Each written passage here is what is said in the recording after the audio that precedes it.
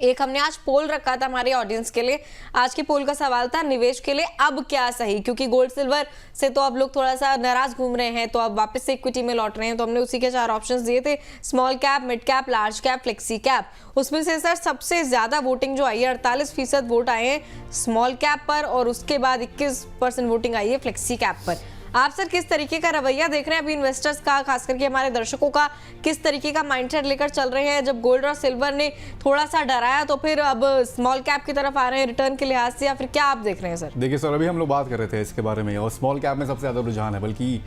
जैसे कि आप भी कहते हैं कि मतलब स्मॉल कैप में थोड़ा सा एलोकेशन कम रखें, लेकिन रखें जरूर, कोल्ड पोर्टफोलियो में शामिल करें उसको। सर क्या कहेंगे इसको लेके? देखिए, मैं आपको एक चीज़ बताता हूँ, मैं कोई एस्ट्रोलॉजर या वो तो नहीं हूँ,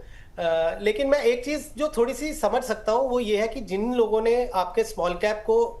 वोटिंग की होगी, वो देखिएगा आप ज़्यादातर वो बहुत यंग लोग होंगे, जो मतलब मान लीजिए एज ग्रुप उनका सबसे छोटे वाली एज ग्रुप जो आपका पूरा यूनिवर्स है जो व्यूअर्स का वो होगा। और जिन्होंने फ्लेक्सी कैप बोला होगा वो लगभग थोड़े से मिडिल एज वाले होंगे, या जिन्होंने निवेश में 8-10 साल निकाले हैं, थोड़ा सा एक्सपीरियंस लिया होगा, उन्होंने फ्लेक्सी कैप किया होगा इसमें 21%। और उसका रीजन ही यही है क्योंकि उनको शायद उन्होंने मार्केट साइकिल देखे होंगे, तो उनको इसलिए ये मालूम है कि मुझे फ्लेक्सी कैप जैसा जो फंड है जो मुझे लार्ज कैप का, मिड कैप का, स्मॉल कैप का सबका एक्सपोजर दे देगा। लेकिन फंड मैनेजर डिसाइड करेगा कि मुझे आज की तारीख में कौन से वाली मार्केट कैप में ज्यादा पैसा लगाना है, ज्यादा मैं ओरिएंटेशन उसकी लार्ज कैप में रखूं या मिड में रखूं या स्मॉल में रखूं, तो ये फंड मैनेजर तय करेगा। और अगर आप मुझे बोलते तो मैं भी वोटिंग जो है वो फ्लेक्सी कैप को ही देता आज की तारीख में, क्योंकि देखिए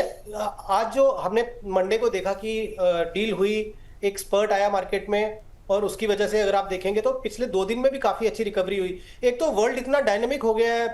दिव्या एंड अभिषेक, की आप देखें कोई भी एसेट क्लास जो होती है वो 25-30-40%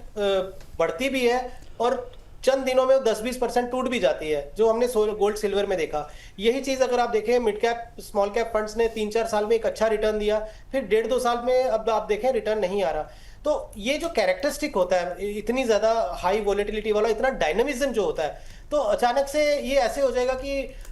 10 दिन पहले तक जो था वो हमें इस चीज से प्यार हो गया था, अब 10 दिन में हमने उसको जो है वो अपने हटा दिया, अभी हमें इस एसेट क्लास से प्यार हो गया है। तो अगर ये इस तरीके से मूव करेंगे, अगर हमारी लॉयल्टी नहीं रहेगी तो रिलेशनशिप भी नहीं टिकेगा, सिंपल सी बात है। और ये चीज जो है वो एसेट क्लास में भी